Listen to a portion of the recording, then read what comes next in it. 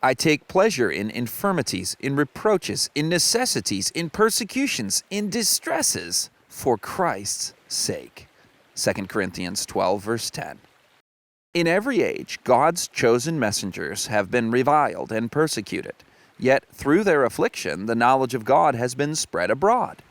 Every disciple of Christ is to step into the ranks and carry forward the same work, knowing that its foes can do nothing against the truth, but for the truth.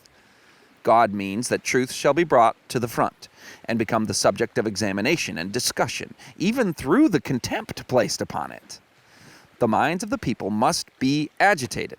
Every controversy, every reproach, every effort to restrict liberty of conscience is God's means of awakening minds that otherwise might slumber. How often this result has been seen in the history of God's messengers. When the noble and eloquent Stephen was stoned to death at the instigation of the Sanhedrin Council, there was no loss to the cause of the gospel.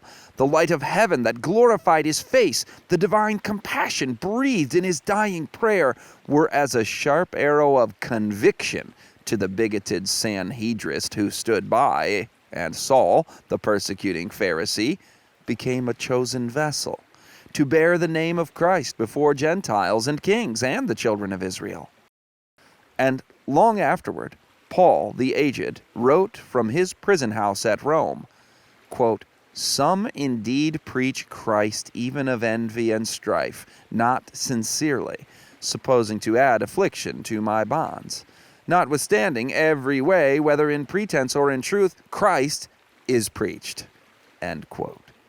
Through Paul's imprisonment, the gospel was spread abroad, and souls were won for Christ in the very palace of the Caesars.